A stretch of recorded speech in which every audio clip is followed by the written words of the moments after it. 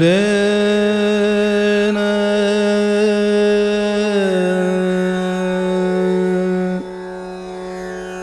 ना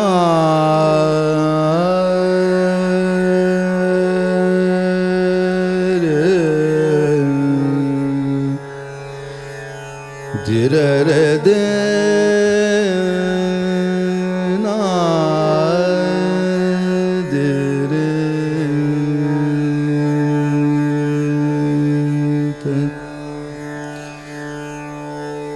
दे ना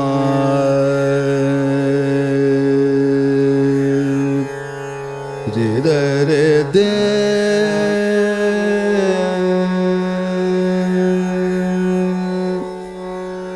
ना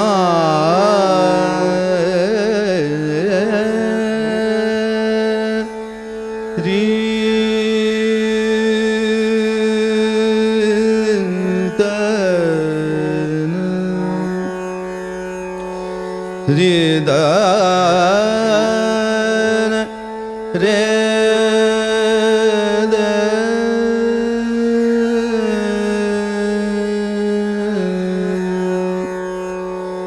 रे दे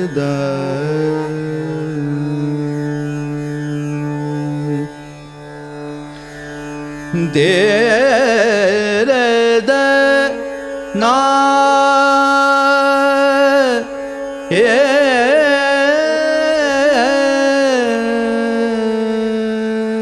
द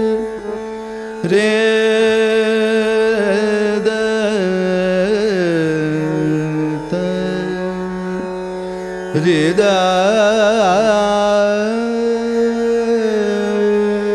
द रे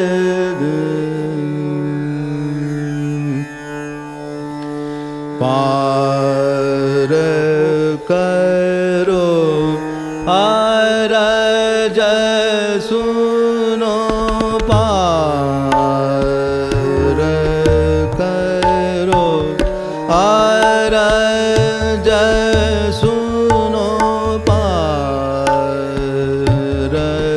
करो आरज सुनो नाव मेरी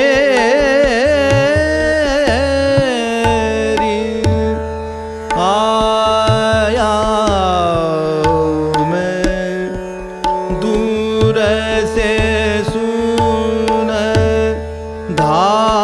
धाक मेरे पार करो आरज सुनो पार करो पार करूं अरज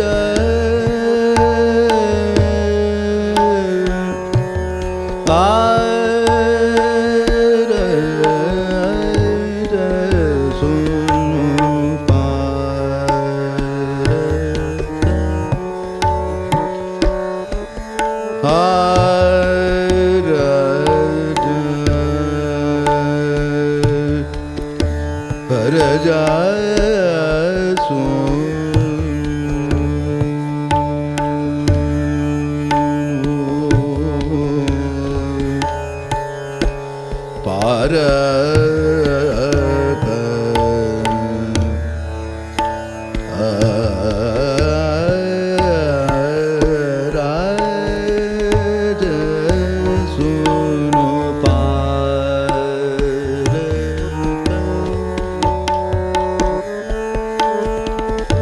अरज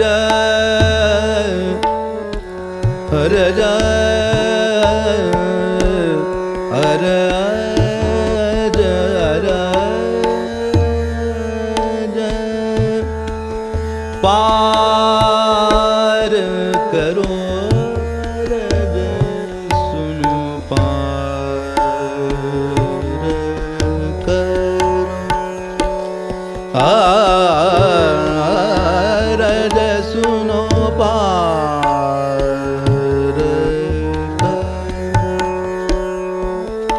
हरजा हरजा हरजा हरजा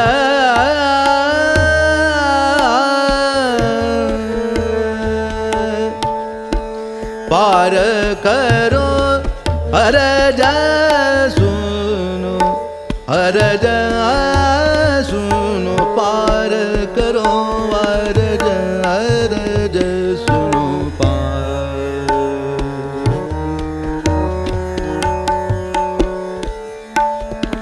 दीन दुनिया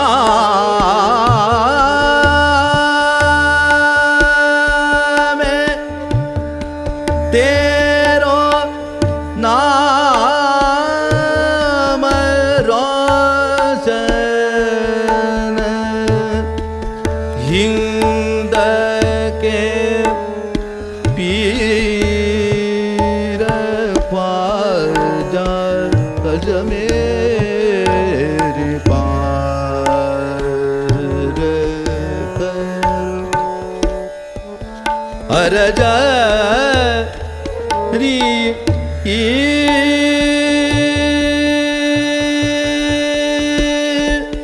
हरजा सुनो पार करो रे हरजा सुनो पार करो पार करो पार करो हरजा सुनो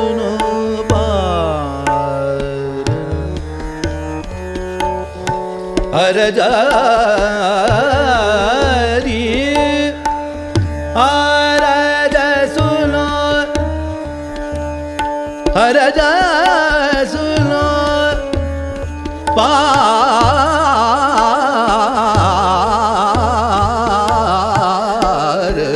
पार पार पार पार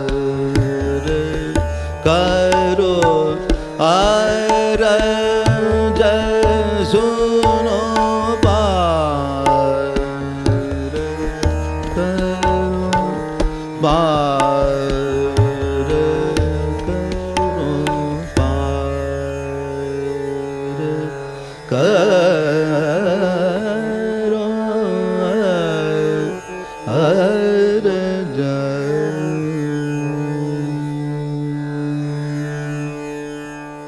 गान हीरा हेमा नेरळकर उपासनी. She has groomed her powerful voice with indefatigable riyaz. Music is truly in her genes. The Sopranos is a music school and recording studio by Hema Upasni. Classical music is always tagged as serious, but with Sopranos, we will bring the fun element with a structured and extensive program. The Soprano studio is equipped with solid-state Logic Super Analog X-Dex console with latest Pro Tools HD Native. The Mehfil Hall can accommodate up to 100 people with Bhartiya Baitak.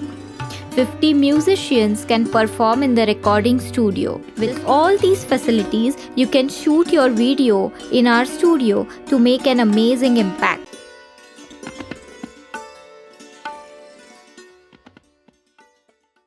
रसिकाओ नमस्कार. आजच्या music कहाण्या या पॉडकास्टमध्ये आम्ही नाशिकचे तरुण आणि अगदी छान गाणारे उत्तम कलाकार आशिष रानडे याला बोलवलं आहे. नमस्कार आशिष. नमस्कार. इतकी सुंदर पुर्यानी सुरुवात झालेली आहे, तर आपण आपल्या गप्पांना अशीच सुरुवात करूया की ही बंदिश कुणाची होती आणि मग त्याच्यानंतर आपण तुझ्या संगीताच्या लहानपणाबद्दल आपण मग गप्पा करूया. सर्वप्रथम या इनिशिएटिव्हला माझ्या शुभेच्छा आहेत. थँक्यू. अनेक दिवस आम्ही सगळे यूट्यूब व्हिडिओज आपले बघतो आहेत क्या बात आहे. आणि मला असं वाटतं आजच्या या सगळ्या काळामध्ये असा इनिशिएटिव्ह किंवा असं काहीतरी उपक्रम सुरू ठेवणारे आपण एकमेव आहात असं मला वाटतं. कारण आम्ही खूप सगळंच आपण यूट्यूब बघतो, हो. पण कलाकारांची एक दुसरी बाजू पण एक लोकांसमोर आणणं हो. हे एक वेगळा छान उपक्रम आहे. त्याबद्दल तुमचं अभिनंदन करतो सगळ्यात थँक्यू. पहिले. आणि ना मला हे कधी पण असं नेहमी एक मनात एक असं कुतूहल असायचं की आर्टिस्ट म्हणून आपण तुझे पण हो आणि आपण शिकलोच त्याच्यासाठी की बरोबर. आपण हो. हजारो ठिकाणी जाऊन कार्यक्रम करू बरोबर. आणि तू वेगवेगळ्या रचना गाशील किंवा तू त्या तयार करशील, पण एक आर्टिस्ट म्हणून तुझे स्वतःचे विचार काय हो. आहेत हे जाणून घ्यायला मला आणि माझ्याबरोबर काही रसिकांना पण. हो हो आणि काय होतं की हाच एक मुख्य मुद्दा असतो की ज्याच्यातून समोरच्यांना काहीतरी चांगली प्रेरणा मिळत असते. आणि मी तर नेहमी म्हणते कोणाला मिळो न मिळो मला खूप मिळत असते. त्याच्यामुळे हा माझा थोडा स्वार्थी पण विचार आहे. तर खूप छान वाटलं की ज्या उद्देशाने आम्ही हा सुरू केलाय हो. तो उद्देश नाही नक्कीच पोहोचतोय तो उद्देश लोकांपर्यंत. सफल आहे. आणि गाण्याव्यतिरिक्त बोलायचं म्हटल्यावर त्याच्यावर जरा विचार पण होतो. हो, त्यामुळे त्या कलाकाराला पण एक शिक्षण असतं ते. क्या बात आहे. कारण नेहमी गात असतो किंवा बंदिशी किंवा त्याच्यावर विचार चालू असतो, हो. पण बोललं गेलं नसतं त्याच्यावर कधी. बरोबर आहे. त्यामुळे बोलताना त्या गोष्टी कशा आपण करत गेलोय हे पण एक त्याचा उलगडा होतो बऱ्याच हो. वेळेला. त्यामुळे ही एक संधी माझ्यासाठी आहे असं मी क्या बात आहे. मानतो. ही बंदिश मी सांगेन की काही गोष्टी परंपरेने आलेल्या असतात. हो, तशी ही गोष्ट परंपरेनेच आलेली आहे. ही बंदिश किराणाची खास बंदिश म्हणून हो. प्रसिद्ध आहे. आणि भीमसेन जोशी आमचे घराण्याचे किराणाचे प्रसिद्ध भारतरत्न पंडित हो. भीमसेनजींनी ही बंदिश गायलेली आहे. ती आपल्या सगळ्यांना परिचित आहे, पार करो अरज सुनो. आणि तशीच ती आनंददादांकडनं मला मिळाली. क्या बात आहे. आणि पुऱ्या धनश्री आणि पार करो अरज सुनो हे इतकं सुंदर नातं असं झालं आहे की ते आमच्या डोक्यात बसलं की पुऱ्या धनश्री म्हणजे ही बंदिश क्या किंवा पायलिया जनकार आपण हो, म्हणतो हो. तशीच ही बंदिश माझ्याकडे आली आणि आज ती मी सादर केली. क्या बात आहे. वा. आता मला तुला हे विचारायचं आहे की जसं मी आत्ता आधी म्हटलं तुला की संगीतातलं लहानपण तुझं कसं होतं, म्हणजे घराण्यामध्ये तुझ्या घरामध्ये संगीत होतं किंवा आईवडिलांपैकी किंवा घरात कोणी गाणारं हो, होतं? घरात माझे आई बाबा आजी आजोबा सगळे गाणारेच आहेत. बरं त्यांनी कोणी प्रोफेशन नाही केलं, पण एक छंद म्हणून त्यांनी कायम तो जोपासला आहे. बरं माझी आजी गाण्याचे क्लासेस घ्यायची, बरं. इंदुबाई रानडे. आणि आजोबा मी ते बघितलं कुठे नाही. classes? मनमाडला, मी मनमाड. मनमाडचा प्रॉपर. बरं नाशिकजवळ एक छोटं शहर आहे हो, मनमाड हो. म्हणून. आणि जंक्शन म्हणून ते प्रसिद्ध आहे. जास्त प्रसिद्ध आहे ते, हो. तिथून सगळीकडे आपण जाऊ शकतो हो असं त्याचं एक प्रसिद्धी आहे त्याबद्दल. सो माझं बालपण मनमाडचंच गेलं. बरं आणि माझी आजी इंदुबाई रानडे, मी म्हटलं तसं की ते गाण्याचे क्लास घ्यायचे लहानपणी.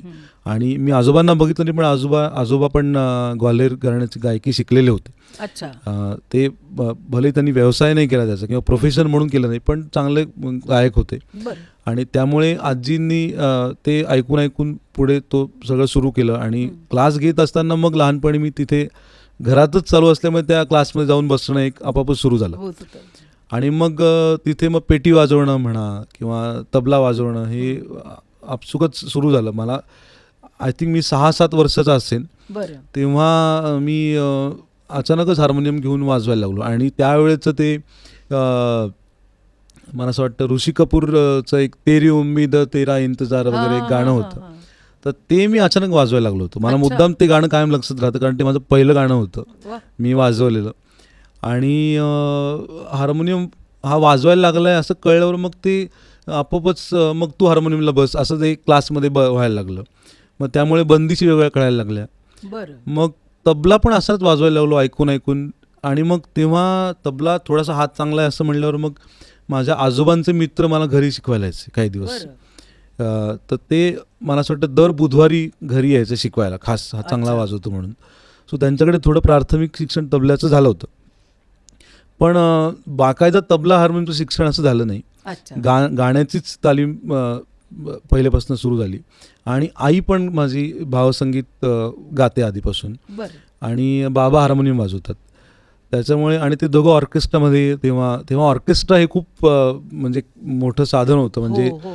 आणि आताचे ऑर्केस्ट्रा आणि त्यावेळेचा ऑर्केस्ट्रा खूप मोठा फरक आहे, कारण त्यावेळेला अगदी त्याच्यावर काम केलं जायचं, रातोरात प्रॅक्टिसेस व्हायच्या. हो सगळे आर्टिस्ट एकाच्या घरी जमून दर शनिवार आमचा प्रॅक्टिस ठरलेला असायचा. आणि दर शनिवारी त्या ऑर्केस्ट्रामधली गाणी बसवणं वगैरे. मग त्याच्यातले तबलावादक ढोलकवादक सगळे घरी कायम यायचे. हो आणि त्यांच्या प्रॅक्टिसेस दिवसभर नोकरी करायची, म्हणजे आईबाबांचं शेड्यूल असं होतं की दिवसभर जॉब करायचं आणि रात्री प्रॅक्टिसेस करायच्या असं सगळ्या. अच्छा मग ते जेवण झालं की 9-9:30ला प्रॅक्टिसेस सुरू व्हायचं आणि मग ते पहाटेपर्यंत चालायचं, अरे 2-3 पर्यंत. मग ते पहाटेपर्यंत मग ते ऐकत बसायचं, कधी झोपायचो, कधी ते डुलकीमध्ये सगळं कानावर पडायचं. बरोबर आहे. त्यामुळे मग आणि बाबा हार्मोनियमची पण साथ करायचे क्लासिकलला, म्हणजे बरं. शास्त्रीय. त्यांना क्लासिकलची विशेष आवड होती आणि आईला भावसंगीत. बरं. असे दोन्ही पैलू घरात आमच्या आधीपासून होते. त्यामुळे शाळेत काही स्पर्धा वगैरे असेल की मग आईकडून मार्गदर्शन घ्यायचं की कुठलं गाणं गाऊ. मग अच्छा. तेव्हा हृदयनाथ मंगेशकर म्हणा किंवा लता मंगेशकरांची हो. सगळीच गाणी प्रसिद्ध आहेतच, तेव्हापासून ती ऐकत आलेली आहे.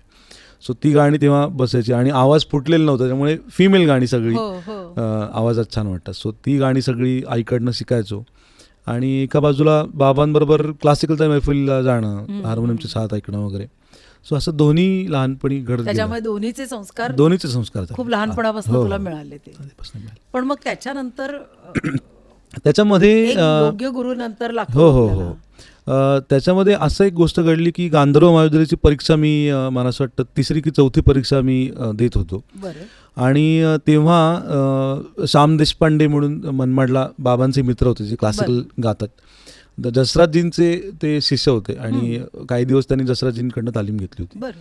सो ते मला म्हणले की अरे तुझा गाळा इतका चांगला आहे तर तू लाईट म्युझिक कर, पण क्लासिकल चांगलं शिक कोणाकडे अच्छा. तरी, तुला थोडा मी गाईड करतो. आणि मग थोडासा गायडन्स देता येतं मग त्यांच्या घरीच जाणं सुरू झालं. बरं. आणि मग पहिला तानपुरा त्यांच्याकडे मी बघितला, श्याम देशपांडेंकडे. आणि मग सकाळी 6ला त्यांच्याकडे जाऊन बसायचं रियाजाला. मग तानपुरा छेडणं त्यांच्याकडे शिकलो. मग तानपुऱ्यावर सा कसा घेऊन लावायचा, मग तानपुऱ्याचा सा त्यांच्याकडे पहिला सा शिकलो. अरे वा. आणि मग जसराजजींचं खूप ऐकणं सुरू झालं त्यांच्या थ्रू, म्हणजे बरोबर आहे. आणि मग ते क्लासिकल सुरू झालं. मग तिथेच आमचं ते सेंटर होतं गांधर्वाचं. तिथे परीक्षा देत असताना माझे गुरुजी पंडित अविराज तायडे ते तिथे परीक्षक म्हणून होते गांधर्वाच्या परीक्षेला, 4थ्या परीक्षेला. अच्छा. आणि मग तिथे त्यांनी माझं गाणं ऐकलं आणि मग तिथे मला ते म्हणले की अरे तू चांगला गातोस, की तू करू शकतोस, तू चांगलं शिकायला पाहिजे. पण काय होतं की एक तर घरात मी लहान, मोठा भाऊ मला अजून एक आहे, तर लहान असल्यामुळे आपलं जरा ते हे असतं ना की लाड, तू बाहेर जाऊ नको कुठे अजून जरा. त्याच्यामुळे बाहेर शिकायला पाठवणं तेवढं घरात अजून हे नव्हतं, म्हणजे माहीत नव्हतं. बरं. त्यामुळे तो सल्ला तसा मिळाला मला, पण पुढे काही झालं नाही बरेच वर्ष. आणि मग नाशिकला श्याम काकाच्या, म्हणजे श्याम देश, आम्ही काकाच म्हणतो त्याला कारण बाबांचा मित्र आहे, तर त्याच्या थ्रू एक गोष्ट कळली की नाशिकला एक आरंभ विद्यालय म्हणून एक विद्यालय सुरू होतं, संगीत विद्यालय खास करून. तर तिथे तू तबला शिक्षक म्हणून कर. बरं. गाणं करायचं तुला, पण आधी तबला शिक्षक म्हणून तर कर, तू तबला वाजवतोयस म्हणून. सो तिथे तबला शिक्षक म्हणून जॉईन झालो. आणि तिथे जॉईन झाल्यावर पुन्हा एक म्हणतो ना की योग असतो गुरु मिळण्याचा. सो तायडे सर जे मला 4थ्या परीक्षेला भेटलेले होते काही वर्षांपूर्वी, पुन्हा त्यांचं गाणं तिथे ठरलं. त्या विद्यालयाच्या तर्फे वर्धापन दिनानिमित्त तायडे सरांचं गाणं ठरलं. तिथे पुन्हा क्लिक झालं, अरे हे आपल्याला तेव्हा भेटले होते. आणि यांनी मला तेव्हा सल्ला पण दिला होता. आणि गाणं खूपच कमाल, तायडे सरांचं गाणं कमालच आहे, म्हणजे काहीच प्रश्न नाही. सो तेव्हा परत स्ट्राईक झालं की अरे पण गाणंच करायला पाहिजे, ॲक्च्युली आपलं मेन स्ट्रीम गाणंच आहे. मग ते त्यांचं गाणं ऐकता ऐकता असं वाटल्यानंतर मग तिथे जरा चौकशी केली की तायडे सर कुठे राहतात किंवा ते शिकवतात का. आणि मग अचानक बाबांचे मित्र एक ते तायडे सरांचे मित्र होते. मग त्यांनी ओळख काढली आणि मग त्यांच्याकडे गेलो एक दिवस नाशिकला. पण ते गेलो आणि भेट नाही झाली. सर आत गात होते आणि काहीच परिचय नसल्यामुळे आपण डायरेक्ट कसं काय आत जायचं, म्हणून मग बाहेर बसूनच गाणं ऐकलं खूप वेळ. आणि तसंच 2-3 वेळा ऐकून निघून गेलो. पण त्यांना एक दिवस त्यांनी अचानक दार उघडलं आणि एकदम मी बाहेर दिसलो. तर मग म्हणजे तू बाहेर काय करतोयस, आत ये. मग मी म्हटलं सर असं असं मला शिकायचं आहे. तर ते म्हणे ओके ऐकव काहीतरी. थोडंसं मी ऐकवलं आणि मग त्याच्यानंतर आजपर्यंत सुरूच आहे ते. मला कधी असं वाटलंच नाही की ते माझे गुरु आहेत आणि मी शिष्य. आमच्याकडे वडील मुलासारखंच नातं आमचं तयार झालं. आणि मी प्रत्येकच वेळेला गाण्याबद्दल बोलताना सांगतो की गाण्याबद्दल बोलण्यापेक्षा गुरुबद्दलच मी जास्त बोलेन. कारण तोच प्रवास आहे माझा, काही वेगळा काही माझ्यापेक्षा तोच जास्त प्रवास मला जास्त सांगायला. कारण त्यांच्याचमुळे आपण कितीतरी गोष्टी शिकतो किंवा ह्या गोष्टी आयुष्यात करायला पाहिजेत किंवा त्याच्यात मन रमणं. कारण हा आपला विषय खरं तर ना तसा अवघड आहे म्हणावा. अवघड आहे, पण ज्या माणसाला करायचं आहे त्याला त्या विषयाची गोडी लागणं हे मला असं वाटतं कुठल्याही चांगल्या गुरुचं आधी महत्वाचं काम असतं की त्याला त्या वातावरणाची मैत्री झाली पाहिजे, तिथे त्याला मोकळं पण वाटलं हो, पाहिजे. हो. म्हणजे गुरूंच्या बद्दल खूप नुसती भीती असूनही चालत नाही, नाही. आदरयुक्त भीती नक्कीच असली पाहिजे. बरोबर. पण काही गोष्टी माझ्या मनात आलेल्या आपण त्यांच्याशी मोकळेपणाने हो. विचारता आल्या पाहिजेत. तर ते जे वातावरण आहे हे आम्हाला वडील नेहमी सांगायचे की त्या वातावरणाशी तुमची इतकी छान घट्ट मैत्री झाली झाली पाहिजे, पाहिजे खरंच. की ते म्हणायचे की 4 वाजता जर एखादा विद्यार्थी यायचा आहे त्याला जर 4:10 तिथे आलो की त्याला तडफड हो. जाणवली पाहिजे खरंच. की मला यांना भेटायचंय किंवा मला या वातावरणात जायचंय. म्हणायचे तिथे तुम्ही गुरु म्हणून पहिल्यांदा जिंकलेले हो, असता. हो. तर तुझ्या निमित्ताने आज ह्या सगळ्या गोष्टी. तो प्रवास खूप माझा चांगला झाला. क्या बात. आणि कुठल्याही गाण्यातलं शिष्याचं हेच माझं, मी वेगळं काही सांगतो असं नाही आहे, पण ती खूप आपण म्हणतो ना मनाच्या जवळची गोष्ट असते. गोष्ट असते. ती आपण किती केलं तरी ते पहिलेच बाहेर येणार, म्हणजे अगदी. कारण तिथूनच सुरुवात झालेली हो. असते आणि त्याच्यावरच पुढे सगळं चालू असतं. खरं तिथे तुझं त्यामुळे- कसं दिनक्रम कसा असायचा म्हणजे? तिथे ॲक्च्युली सरांकडे मी जायला लागलो. सरांनी सांगितलं की रोज संध्याकाळी 7 वाजता माझ्याकडे ये, हं. भले मी असेन किंवा नसेन, तू बरं. ये इथे आणि येऊन बस, मी काय शिकवतो ते ऐक. बरोबर आहे. सर इतरांना शिकवायचे, मी जाऊन बसायचो. आणि सरांकडे शिकवायची पद्धत अशी की ते खूप दिवस पहिले ऐकायला लावतात, म्हणजे बरं. ऐकून मग ते त्यांना मे बी कळत असेल की हा पुढे करू शकतो की नाही, बरोबर किंवा आहे. मे बी पेशन्स पण आहे की नाही ते बघत असतील. हो. सो असं अनेक दिवस ऐकायला गेल्यानंतर, आणि तेव्हा मी जवळपास 15 किलोमीटर लांब राहत होतो सरांच्या घरापासून. त्यामुळे रोज संध्याकाळी 7ला जाणं. बरं, ह्याच्यामध्ये ऊन वारा पाऊस काहीच नाही, तिथे बरं. जायचं म्हणजे जायचं 7 बरोबर वाजता. आहे. आणि तुम्ही म्हणलात तसं की त्याची गोडीच आपल्याला लागते. मग ते 7 वाजले की आपण तिथेच पाहिजे. बरोबर आहे. त्यामुळे तेव्हा असं झालं की 7 म्हणजे की तिथेच, 7ला बाहेरचं जग कसं असतं मी बघितलंच क्या नाही. बात आहे. वा. सो तिथे रोज संध्याकाळी जायचं. आणि मग नंतर ते इतकं वाढायला लागलं की मग सर जेव्हा असतील, अवेलेबल असतील तेव्हा जाणं. मग सकाळ, दुपार, संध्याकाळ, आणि वेळेची काहीच महत्त्व नाही. वेळेचं काहीच नाही. नंतर मग तिथेच राहिलो सरांकडेच. बरं. नंतर मग सरांनी घरी ठेवून घेतलं. ही एक खूप मोठी गुरुकृपा म्हणेन हो. की त्यांच्याकडे 3-4 वर्ष घरी राहिलो. आणि मग घरीच राहिल्यामुळे मग शेड्यूल असं नव्हतंच. सर बरोबर आहे. अगदी म्हणजे पहाटे 2:30ला सुद्धा तानपुरी लावायला आम्ही उठलोय, बरं. की पहाटे 2:30ला उठून आज तानपुरी लावू जरा, हं. फक्त तानपुरी लावणं. पण ते जे सगळे अनुभव आहेत ना, ते खूप काही शिकून गेले असं वाटतं. कारण क्या बात आहे. तानपुरे लावणं हा एक स्वतंत्र अनुभव आहे, हो. असं एक ते सरांमुळेच कळलं. आणि तो आजही मला प्रत्यय येतो की गाणं तर आहेच, पण हो. तानपुरे लावणं आणि ते जुळत राहणं किती वेळ, हो. हा जो अनुभव आहे तो सरांकडनं अगदी. आणि म्हणजे तानपुरे आणि आमची मैत्रीच तेव्हापासून जडली. म्हणजे हो.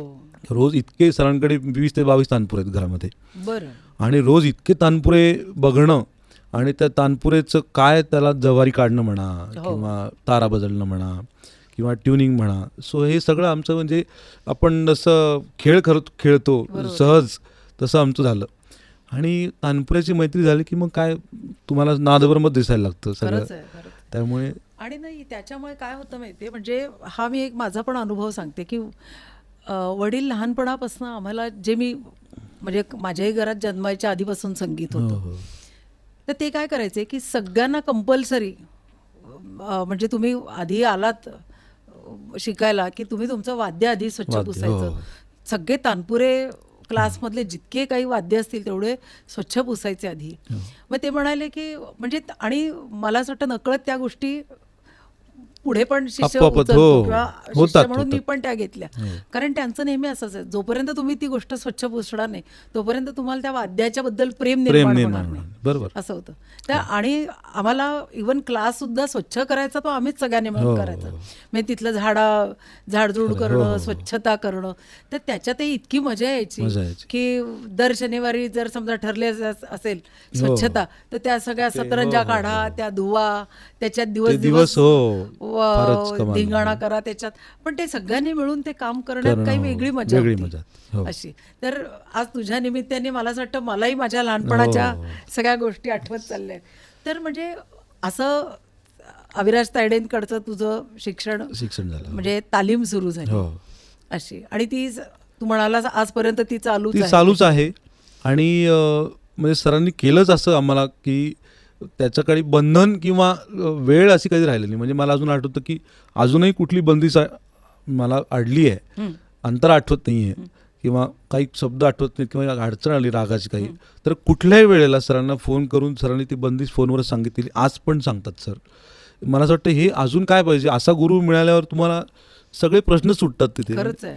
सो त्यामुळे वेळ काळ हे बंधन राहिलं नाही आणि गोष्टी घडत गेल्या आपोआप. क्या म्हणजे बात आहे. पण मग त्याच्यानंतर तुला पूर्ण वेळ संगीत करायचंच हे डोक्यात ठरलेलं होतं ते? हां, नाही तसं ठरलेलं नव्हतं खरं. कारण पुन्हा तेच की सरांकडे गेल्यापासून मग ते संगीताचं विश्व दिसायला लागलं की अरे हे पण असतं याच्यामध्ये. आणि मग मी म्हणलं ना की गुरुकडे गेल्यावर आपण काय करू शकतो नक्की याची एक तर म्हणजे करू शकत नाही हे पण कळतं हो. आणि करू शकतो हे पण कळतं. त्याच्यामुळे मला तिथे कळलं की आपण करू शकतोय, गाणं करू शकतोय. बरोबर त्यांच्याबरोबर क्लासमध्ये हार्मोनियम साथसंगत पण म्हणून पण बसायला लागलो मी. की ते म्हणे तू वाजवतो तर हार्मोनियमलाही बस, मग हार्मोनियमलाही बसायला लागलो. म्हणजे काही दिवस मी हार्मोनियम वादक म्हणूनही नाशिकमध्ये अनेक कलाकारांबरोबर वाजवले. अरे वा. त्याच्यानंतर ठेका लहानपणापासून वाजवतो. त्यामुळे क्लासमध्ये मी नसेल गात किंवा माझं तालीम नसेल सुरू तर इतरांच्या तालमीला मी ठेक्याला तिथे असायचोच 100%. त्यामुळे ती एक आपोआप गोष्टी घडायला लागल्या. ठेका वाजवणं म्हणा. पण या सगळ्या गोष्टीतनं आपलंच गाणं समृद्ध होतो. येस येस हो. त्यामुळे लयीचा विचार म्हणा किंवा हार्मोनियमचं ट्युनिंग म्हणा हे बारकावे तिथे आपोआप कळायला लागले. आणि मग तिथे गोष्टी कळायला लागल्या की अरे आपण एक ऑलराऊंडर म्हणून जी गोष्टी असते ते आपण होऊ शकतोय. त्या सगळ्या गोष्टीमुळे आपोआप कळायला लागलं. आणि मग लक्षात लागलं की अरे आपण फुल टाईम म्हणून करू शकतोय. अच्छा. मग पुढे प्रवास घडत गेला. शाळांमध्ये शिकवायला लागलो आणि मग शिकवणंही सुरू झालं म्हणजे त्याच्याबरोबरीने. मी असं मध्ये ऐकलं होतं की तू गुरुकुलच्या दृष्टीने पण तू तसं काही काम करतोयस. हो. मी म्हणलं जसं की सरांकडे सगळं असं शिक्षण बघितल्यानंतर जेव्हा केव्हा शिकवायला लागेन, फुल टाईम शिकवायला लागेन, तेव्हा ते असंच झालं पाहिजे. हे एक डोक्यात फिट बसलं होतं की शिकवेन तर मी असं शिकवेन, नाहीतर मग मी अर्धवेळ काहीतरी नाही शिकवणार. म्हणजे कारण माझं शिक्षण तसंच झालंय. म्हणजे जे जुजबी किंवा बाहेरच्या जगात सगळीकडे असं की मी गाणं शिकतोय म्हणजे 1 तास जायचं आणि हो नाही 1 तास शिकून ती गोष्ट येणारच नाहीये. बरोबर आहे. आणि आपण म्हणलं ती विद्या आहे आणि त्या विद्येचं कलेत रूपांतर नंतर करण्याचं जी गोष्ट असते तिथे गुरु आपल्याला मदत करत असतो. की म्हणजे बंदिशी मिळवणं म्हणा किंवा खूप बंदींचा साठा करून ठेवणं किंवा ही विद्या झाली फक्त. पण त्याचं कलेत रूपांतर करायला तर गुरु लागतो आपल्याला ॲक्च्युली. तर ते ट्रान्सफॉर्मेशन कसं करायचं नक्की, तर तो जो प्रवास आहे ना तो मी खूप सरांकडे बघितला आणि तो तसाच मला आपण पास ऑन करायला पाहिजे करायचं असेल तर त्यामुळे मग तेव्हापासूनच ते डोक्यात सुरू झालं की आपण जेव्हा शिकवायला लागू तेव्हा असं करू. तो चान्स मी बघत होतो आणि खरं सांगायचं तर तो योग माझ्या बाबतीत आला त्याबद्दल मी लकी समजतो स्वतःला. कारण तो प्रत्येकाला तशी संधी मिळते असं नाही. त्यात बऱ्याच अडचणी असतात. फुल टाईम शिकवणं काही सोपं नाही आहे. त्यात भरपूर अडचणी आहेत.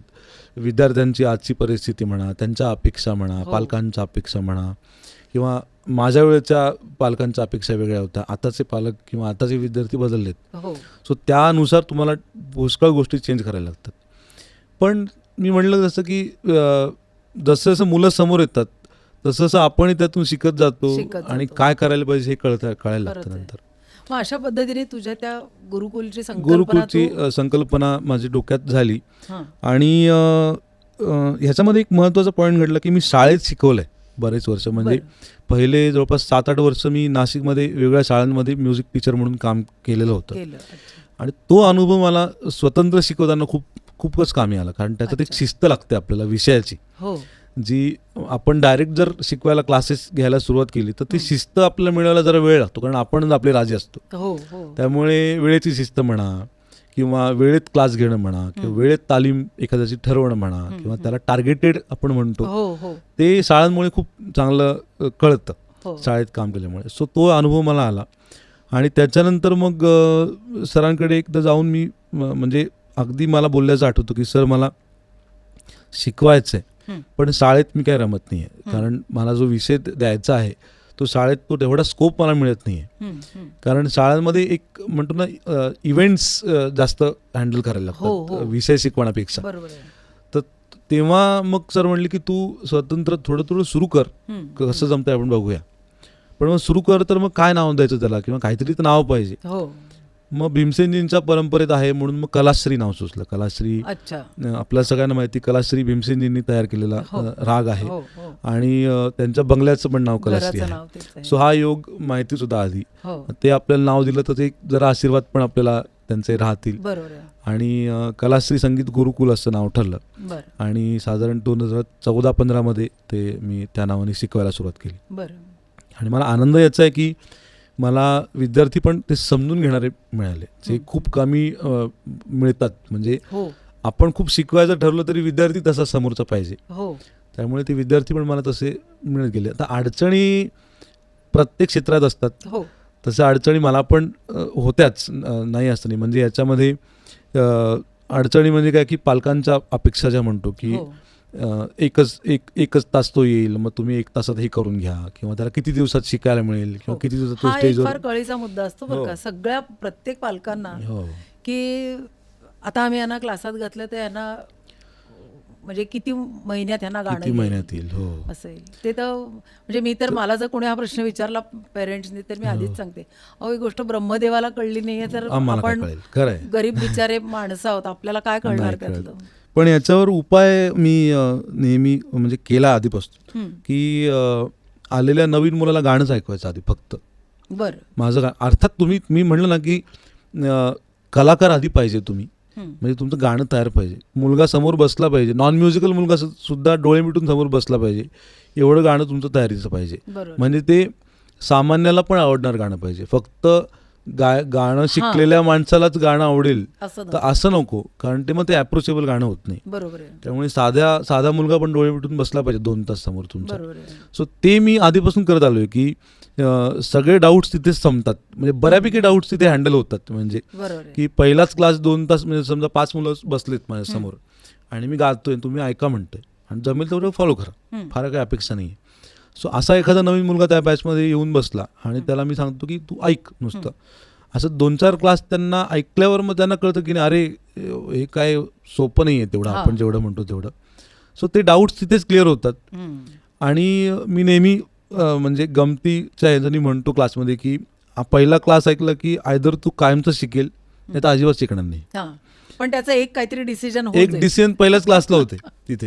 बरोबर. आणि मग तिथे आपल्या पण क्लॅरिटी येते की हा शिकेल की नाही शिकेल. कारण तिथे तो मुलगा 2 तास जर बसला तर मग त्याच्यात थोडं तर पोटेन्शियल काहीतरी असेल की तो निदान ऐकू तरी शकतोय. बरोबर आहे. तर हे त्याचं सोल्युशन मी आधीपासून काढलं. आणि हे सरांचंच सोल्युशन आहे, माझं नाही. अर्थात. सरांनी आम्हाला गाणं खूप ऐकवलं आहे आधीपासूनच. त्यांनी खूप व्याकरणात ते गेले नाहीत पहिले बरोबर आहे. गाणं ऐकत गेले, मग आम्हाला प्रश्न पडले, मग त्यातून व्याकरण ते सांगत गेले. सो तशीच बरोबर पद्धत आहे. मी त्याच्यावर जास्त विश्वास ठेवतो. क्या बात है. म्हणजे बरं झालं की मी गुरुकुलाच्या तुला अडचणींच्या बद्दल विचारणारही होते, पण त्या बाबतीत तू आधीच सांगितलंस, ते फार बरं केलंस ते. तर अशा पद्धतीने मग साधारण गुरुकुलात तुझी म्हणजे इथे राहतात मुलं की कसं असतं? गुरुकुलामध्ये आता सध्या मला आता 3च वर्ष झाले, म्हणजे ऑफिशियली गुरुकुल ही कन्सेप्ट आधीपासून मी तसं म्हणलं ना की माझा क्लास म्हणून 1 तास कधीच झाला नाही. 7 ते 8 जे टिपिकल आपल्याकडे 1 तासाची सवय असते, ती माझ्याकडे सवय आधीपासूनच नव्हती. जेव्हापासून शिकवायला लागलो, आमचा क्लास कधीच 1 तास झालाच नाही. 2-2.5 तास 3 तास. मग कोणाला उठून जायचं तू जातो, सर मी जाऊ का, तू जातो मुलगा, पण मी चालू असतो तिथे 2-2.5 तास. हे आधीपासून सवय लावली आहे, त्याच्यामुळे ते आपोआपच एक्सपांड होत गेलं. बरोबर आहे. मग त्याच्यामध्ये काही जणांच्या क्वेरीज अशा आल्या की सर आम्हाला थोडा ठेका पण शिकवायचा. कारण काय होतं की मी स्वतः तबलावादक आधी असल्यामुळे, हार्मोनियम वादक असल्यामुळे थोडं शिकवताना तो एक ॲस्पेक्ट माझ्याकडनं बऱ्याच वेळा असतो की आता तबला घेऊन शिकवणं, म्हणजे ठेका आणि तबला, गाणं आणि ठेका असं एका वेळेस चालू असं शिकवताना. सो ते मुलांना बघून मग ते प्रेरणा मिळते की अरे ठेका पण आपल्याला शिकायला पाहिजे, म्हणजे त्याच्यात बरोबरचाच विषय येतो. मग आम्हाला ठेका पण शिकवा असं जरा काही जणांकडनं आलं. मग हार्मोनियमही शिकवा असं झालं. मग तेव्हा डोक्यात आलं की अरे म्हणजे एका विद्यार्थ्याकडे या सगळ्या गोष्टी पाहिजेत, त्याच्यासाठी गुरुकुलच पाहिजे. आणि बरोबर आहे. म्हणून मग ती वेळ 1 तासाची 4 तास 5 तास आणि मग आता 8 तास म्हणजे अशी वेळ आहे. म्हणजे साधारण मुलं जे गुरुकुलला शिकतात, जे सकाळी 10-11 पासून येतात, ते 9-10ला घरी जातात रात्री. अरे बापरे. त्यांची काही जाण्याची वेळ बऱ्याच वेळ फिक्सच नसते. म्हणजे त्यांच्या वेळेप्रमाणे ते येतात. गुरुकुलाच्या चाव्या त्यांच्याकडे दिलेल्या आहेत. ते कधी अगदी पहाटे वाटलं रियाज करायला यायचं ते रियाज करायला येऊन बसतात. सगळे अद्ययावत तिथे व्यवस्था आहे. कधी कधी राहायचं असेल तर ते राहू पण शकतात. क्या बात आहे. असं ते करून ठेवले. काय होतं की आपण एक्सपेक्ट जेव्हा करतो ना आजच्या विद्यार्थ्याकडनं की त्यांनी हे केलं पाहिजे, आजचे विद्यार्थी ऐकत नाहीत वगैरे वगैरे आपण जे निगेटिव्ह हो. बोलतो, मला असं वाटतं आपण त्यासाठी काय कॉन्ट्रीब्यूट करू शकतो ते जास्तीत जास्त करावं. खरंच आहे. आपण जर करू शकू तर. पण आपण जर रिजिड राहिलो की नाही मी एकच तास शिकवणार आणि ॲट द सेम टाइम आपण बोलतही गेलो की नाही आजची मुलं काहीच करत नाहीत, सो हे कुठेतरी कॉन्ट्राडिक्टरी स्टेटमेंट मला नेहमी वाटतं खरंच आहे. की तुम्ही तिथे 8 तास बसून त्याच्यासमोर बसा. हे बसेल तर निदान 5 मुलांपैकी 2 मुलांना तरी वाटेल की नाही अरे 8 तास आपण बसायला पाहिजे, ते काय होतं 8 तास बघू. सो हे इन्स्पिरेशन ना आधी शिक्षकांनी तयार केलं पाहिजे. काय आपापच त्यातून बरेच मुद्दे सॉर्ट आउट होतात. बरोबर आहे. ही झाली टेक्निकल गोष्ट सगळी. म्हणजे टेक्निकल म्हणजे त्यांनी रियाज केला म्हणजे करतात किंवा गाण्याच्या बरोबर आपण त्यांना तबला हार्मोनियम ह्या सगळ्या गोष्टी त्यांना यायला पाहिजे असं त्यांना स्वतःला ते इन्स्पिरेशन मिळतं आणि त्याप्रमाणे ते वागायला सुरुवात करतात किंवा ती घ्यायला सुरुवात करतात. पण आजच्या सोशल मीडियाच्या काळामध्ये किंवा आता कसं आहे की टेक्निकली तुम्हाला रेकॉर्डिंगचं पण नॉलेज असलं पाहिजे. म्हणजे गाणाऱ्याला हल्ली ह्या सगळ्या गोष्टींचं नॉलेज असावं तर तो जास्त चांगला आउटपुट त्याच्यात मिळू शकेल असं मला नाही. मी म्हटलं ना की त्या दृष्टीने पण तुझं काही. मला आधीपासूनच लहानपणापासूनच आई बाबा तबला हार्मोनियम गाणं सगळंच एकाच वेळेला सगळं सुरू असताना तेव्हापासूनच आता मला ते जाणवतं की आधीपासूनच ना एक गायक म्हणून किंवा एक तबलावादक म्हणून असं स्वतंत्र अस्तित्व कधी नव्हतंच. ओव्हरऑल म्युझिशियन म्हणूनच या गोष्टीकडे बघायचं. म्हणजे तुम्हाला ख्याल पण चांगला गाता आला पाहिजे, हार्मोनियम साथ संगती आली पाहिजे, ठेकाही उत्तम वाजवता आला पाहिजे. उत्तम म्हणजे उत्तमच, त्यात एक क्लासिकल गायक ठेका वाजवतोय असं नको, प्रॉपर तबला वादकच बसला असंच वाटलं पाहिजे. तबला डग्गा बॅलन्सिंग, तबला ट्युनिंग, पूड तबल्याची कशी पाहिजे, तबला ट्युनिंग इथपासून सगळं. हार्मोनियमचं पण ट्युनिंग पर्यंत तो माणूस कळलं पाहिजे इतकं.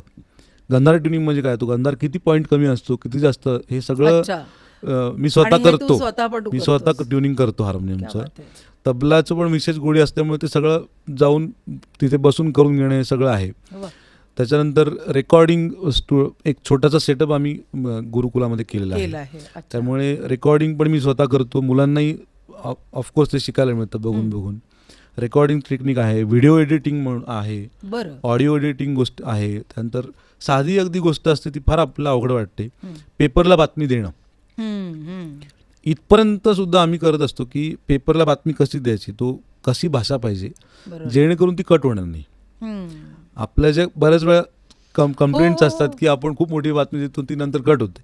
किंवा आपण एखादा कार्यक्रम करतो तर त्याचं जर रसग्रहण करून किंवा ती लिहायची झाली म्हणजे हल्ली कंटेंट रायटिंग पण आलं पाहिजे. सो ती पण त्यांची भाषा कशी पाहिजे, सो ती आपल्याला कळली पाहिजे. ती देतानाच तुम्ही अशी द्या की ती कटच होणार नाही. बरोबर आहे. सो ते पण आम्ही करतो. असे त्यानंतर गुरुकुलात बैठका चालू असतात. परफॉर्मिंग आर्ट म्हणजे परफॉर्म कसं करायला पाहिजे, एखादा राग तालमीत कसा आहे आणि स्टेजवर कसा मांडायला पाहिजे. सो या सगळ्या ॲस्पेक्ट्सनी काम चालू असतं. At the same time western पण बऱ्यापैकी, कारण हार्मोनियम म्हणजे शाळेत शिकवल्यामुळे कीबोर्डचं मला ते आपोआपच यायला लागलं. सो कॉर्डिंग, कुठला कॉर्ड कुठे लागेल, त्याची हार्मोनी कशी होईल. सो किंवा एखादा साऊंडचं नॉलेज म्हणतो ना आपण की इथे कुठलं वाद्य पाहिजे, इथे ढोलक पाहिजे का तबला पाहिजे का मृदंग पाहिजे का, बरेच साऊंड डिझायनिंग किंवा अरेंजमेंट. हो. मी आता ॲक्च्युली म्युझिक डायरेक्शन काही गाण्यांना केलं मध्ये. माझी 2-4 गाणी संजीव दादांनी गायली, संजीव अभ्यंकरांनी गायली. त्यानंतर आत्ता रिसेंट एक गाणं विभावरी आपटे ज्या प्रसिद्ध गायक आहेत त्यांनी पण गायलं. सो अशा बऱ्याच गोष्टी तिथे चालू असतात. आणि मलाही आधीपासून असं वाटत गेलं की फक्त एक ख्याल गायक म्हणून किंवा एक परंपरेचा गायक म्हणून तुमच्यावर शिक्का लागण्यापेक्षा आजच्या काळात बरोबर आहे, या गोष्टी सगळ्या तुम्हाला ठरवली माहिती पाहिजे, त्या करता आल्या पाहिजे, म्हणजे दाखवता आल्या पाहिजे करून. तुम्ही नुसतं बसून सांगू शकत नाही की मला हा ठेका पाहिजे किंवा मला हे वजन पाहिजे. त्यांनी उद्या तुम्हाला विचारलं की तुम्ही सांगताय मला तर वाजून दाखवा बरं एखादं आवर्तन, तुम्हाला वाजवता आलं पाहिजे. ते तरच तो रिस्पेक्ट अजून वाढतो. हो बरोबर आहे. नाहीतर मग नुसतंच ते गोष्टी कलेक्शन खूप आहे माझ्याकडे, पण करत मी काहीच नाही, असं करत नको नाही. आहे. बरोबर आहे. म्हणजे एक परिपूर्ण कलाकार आणि जो आत्ताच्या काळातला, कारण कसं झालंय की तुम्ही एखाद्या काळाला नावं ठेवण्यापेक्षा किंवा तर त्याच्याबरोबर जर तुम्ही बरोबर जाणं. हो हो गेला नाहीत तर तुम्ही या प्रक्रियेत कुठे ना कुठेतरी हो, मागे हो, हो, पडता. हो.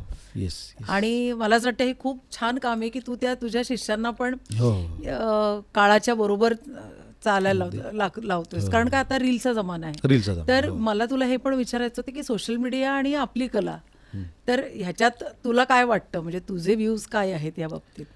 नाही तेच म्हटलं ना की राग तुम्ही जेव्हा जिथे गरज असेल तिथे तुम्ही गाच. तिथे अगदी 1 तास गाण्याच्या अपेक्षा तुम्ही 1 तास तुम्ही गाच.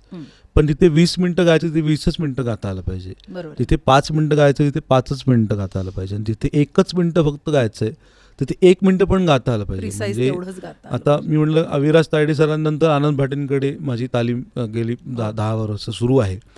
सो त्यांनी हे खूप जपलंय. भीमसेनजींचं नेहमी उदाहरण ते देतात आम्हाला की भीमसेनजींचं ते एक मैफिलीचं त्यांना खूप मॅनेजमेंट म्हणतो आपण, हो त्यांना ते खूप होतं की मला किती वेळ गायचं ते विचारून घ्यायचे आधी, हो आणि 5 मिनिटात ते असं काही तो राग मांडायचे की 20 मिनिटाची गरजच नाही असं वाटायचं क्या तेव्हा. बात आहे.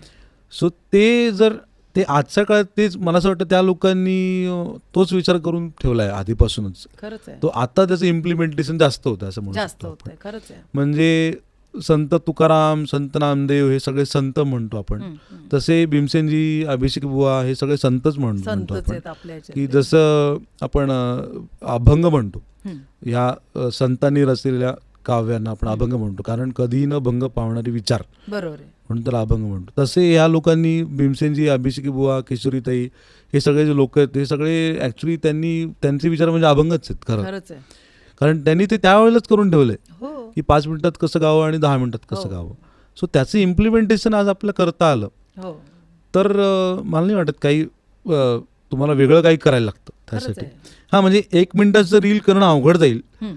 पण एक मला असं वाटतं 5-10 वेळा तुम्ही करायला लागल्यावर तुम्हाला कळत जातं. हम्म. फक्त एवढंच आहे की तेवढंच करता येतं असं नको व्हायला. हां. म्हणजे तो एक आजकालचा ड्रॉबॅक आहे की 1च मिनिटं गायचं ना मग कसं एवढं शिकायचं. हम्म. हा जो तो जरा धोका आहे. ती हां. लाईन आपल्याला कळली पाहिजे की बरोबर आहे. आपल्याला शिकायचं पूर्ण गुरुकुल पूर्ण आहे आणि ते सार आहे. तुम्हाला एका मिनिटात ते तुम्हाला 1 मिनिटात. दाखवायचं आहे. जसा उत्तम वक्ता काही वाक्यातच त्याचं म्हणणं सांगतो, सांगतो. तसंच आपल्याला गाण्यात पण सांगता आलं खरंच पाहिजे. आहे. 1-2 मिनिटात तुम्हाला काय म्हणायचं रागातून ते कळलं पुरेसं झालं. म्हणजे आजच्या काळात तेच हवं आहे. आणि हो त्यांना काही ते चूक किंवा बरोबर म्हणायचं नाहीये. त्यांना आखिर तुम कहना क्या चाहते हो हा हे जे उत्तर आहे एक वन लाईन हां ते काहीतरी आज त्याच्यात लोकांना पाहिजे. लागतं. ते तुम्हाला देता आलं तर आणि सगळीकडे ते पोहोचू द्यायला पाहिजे. शकतं. मला असं वाटतं काळाच्या द्यायला हिशोबाने पाहिजे. जर तुम्ही चाललात तर. आणि शेवटी आपण कला एवढी जी हो, करतो हो, हो. ती त्या रसिकांच्यासाठी हो, करतो हो, आणि हो. आपल्याही आनंदासाठी करतो. बरोबर बरोबर. तर म्हणजे आपल्यालाही ठरवायला लागतं की मला फक्त माझाच आनंद बघायचा आहे की समोरच्याचा. रसिकांचाही हो, हो, हो. आनंद बघायचा आहे, असं आहे. क्या बात आहे आशिष. इतकं छान वाटतंय तुझ्या बरोबर या सगळ्या छान गप्पा करून. मला आणखीन एक असं सांग की नाशिकमधनं मला असं वाटतं आम्ही तुला पहिल्यांदा बोलवलं आहे नाशिकच्या आर्टिस्टपैकी. अजून तर आम्हाला नाशिककडे यायचं आहे आणि ह्या निमित्ताने नाशिकच्या सगळ्या आर्टिस्टने मला सांगायचं आहे की असाच एक आमंत्रण आम्ही घेऊन तुमच्यापर्यंत पण येणार आहोत. पण आज आशिषच्या निमित्ताने इतकी छान दमदार सुरुवात होती आहे नाशिकची. तर मला सांग की नाशिकमध्ये शास्त्रीय संगीताचं वातावरण कसं आहे? नाशिकमध्ये खरं तर खूपच चांगलं वातावरण आहे मी म्हणेन. कारण एकतर सगळ्यात की पॉईंट म्हणतो आपण त्यांना की हो, सगळे हो. म्युझिशियन्स एकत्र आहेत. ते एकत्र येऊन आमची खूप छान सगळ्यांची मैत्री आहे. क्या बात आहे. आणि बरेच उपक्रम आम्ही म्हणजे नाशिकमध्ये वातावरण असं की कुठलाही कार्यक्रम ठरला हम्म. तो कोणाचाही असो, तो कुठल्याही ग्रुपनी ठरवलेला असो किंवा कुठल्याही संस्थेने ठरवलेला असो, सगळे एकत्र असतात तिथे. क्या बात आहे. एखाद्या संस्थेचा कार्यक्रम आहे हम्म. असं तिथे होतच नाही. म्हणजे पवार तबला अकादमी म्हणून नाशिकमध्ये खूप मोठं 50 वर्ष जुनी अकादमी आहे. बरं. नितीन पवार सर ते संस्थापक हो. आहेत. त्यांचं खूप मोठं कार्य आहे. त्यांचे दर महिन्याला उपक्रम चालू असतात. अरे वा. त्यांचा पुण्यतिथी समारोह असतो. त्याच्यानंतर असे अनेक कार्यक्रम नाशिकमध्ये सुरू असतात आणि खूप सुंदर वातावरण आहे.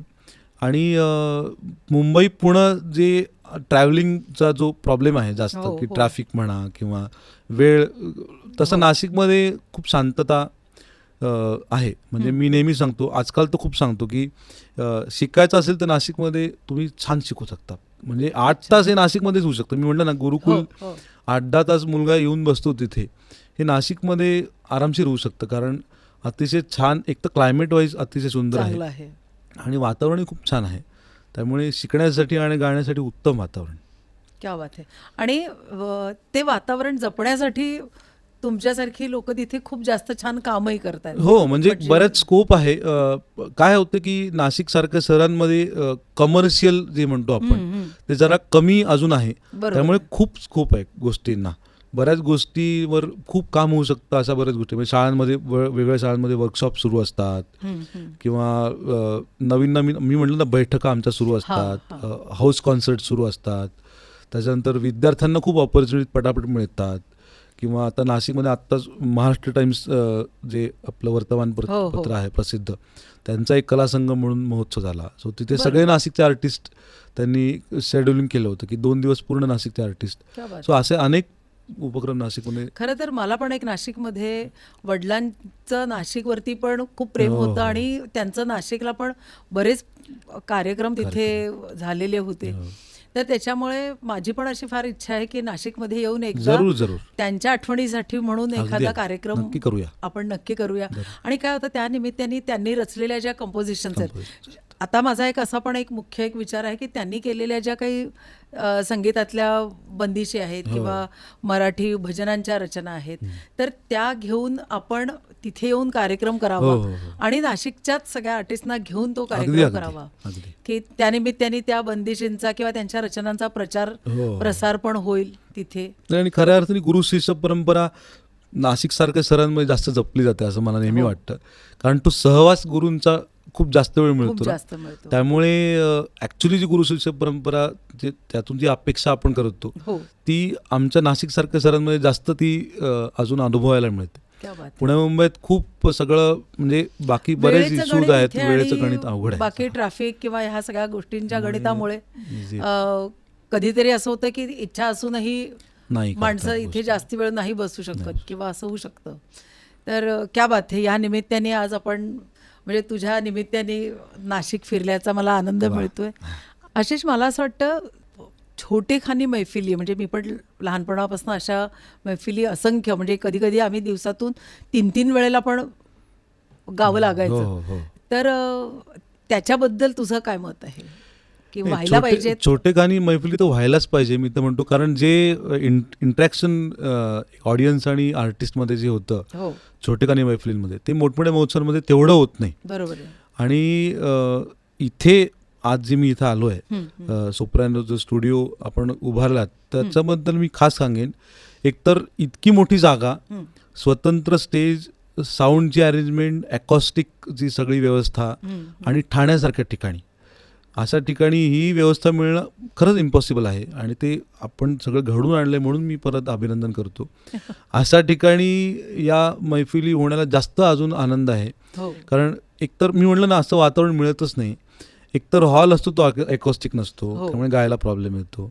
स्टेज नसतं, मग स्टेजची परत अरेंजमेंट करायला लागते. ते सगळं मिळलं की साऊंडच नसतो. सगळं इथे आलं की सगळंच मिळणार तुम्हाला आर्टिस्टला. त्यामुळे ते खूप कारण मी पण एक गोष्ट लहानपणापासून बघितली की जेव्हा वडील, आम्ही गेल्या 25-30 वर्षांपासून औरंगाबादमध्ये म्हणा किंवा इथे पण खूप चांगले म्हणजे औरंगाबादमध्ये तर खूप मोठमोठे फेस्टिवल ऑर्गनाईज केले, पण त्या फेस्टिवलमध्ये ते स्वतः कधीच त्यावेळेला गायचे नाहीत. तर तेव्हा कारण काय, आम्ही त्यांना नेहमी तेच बघायचो, कारण आम्ही त्यांच्या हाताखाली इतकी कामं करायचो तेव्हा की ते खरंच इतके थकून जायचे की ते म्हणायचे ह्याच्यातनं मी स्वतः त्या मैफिलींमध्ये, कारण काय तो साऊंडवाला आला पाहिजे, तो व्यवस्थित वेळेवर त्यांनी साऊंड लावला पाहिजे. अरे ते बॅनर आलंय का, मग ते स्टेज नीट लागलंय का, की तिरपं लागलंय, वाकडं लागलंय, किंवा त्याच्या बाजूला 4 फुलांचे कोंडे आणून ठेवा. म्हणजे ह्या तयारीमध्ये इतकं लगीन घाई असायची की ते म्हणायचे की माझ्या डोक्यात गाण्याचे विचारच राहू शकत नाहीत. तर हे इथे मला असं कधीतरी असं वाटतं की ह्या जागेत ते पॉसिबल झालं पाहिजे. दार उघडलं, माईक लागले, गायला हो, सुरू हो, करा. हो, हो. म्हणजे ते इतकं सोपं असलं पाहिजे. तर त्या प्रेरणेतून मला असं अगदी वाटतं अगदी की अगदी या जरूर गोष्टी इथे सुरू म्हणजे तुम्ही करत असाल तर मला जरूर आवडेल, ऐकायलाही आवडेल आणि गायला पण आवडेल. मग तुला आम्ही नक्की गायला बोलवू. कारण सुंदरच माहोल आहे कारण. महिन्यात आम्ही हो. प्लॅनिंग आहे आमचं की दर हो, हो. महिन्यामध्ये आम्ही इथे संगीताच्या मैफिली घडवू. आणि आम्हाला काय 100च लोक हो, लागतात. हो. ती आम्ही आपण फोनवरनं म्हणजे त्याला फार ॲडव्हर्टाईज करायची पण गरज गरज नाही. नाहीये. आणि अशा माध्यमातून आपण बोलवून खरंच खरंच अशा बैठका खरंच करू शकतो. परत एकदा धन्यवाद. थँक्यू. आणि रसिक हो, म्युझिक कहाणीच्या या पॉडकास्टमध्ये आज आशिष रानडे यांच्याशी आपण इतक्या छान गप्पा केलेल्या आहेत. तेव्हा मला असं वाटतं की हे सगळे विचार खूप जास्तीत जास्त लोकांपर्यंत पोहोचवण्यासाठी तुम्ही आमच्या एपिसोडला लाईक करा, शेअर करा आणि सगळ्यात महत्त्वाचं म्हणजे सबस्क्राईब करा. येस. तेव्हा परत भेटूया एका नवीन आर्टिस्टच्या बरोबर. Thank you so much. थँक्यू.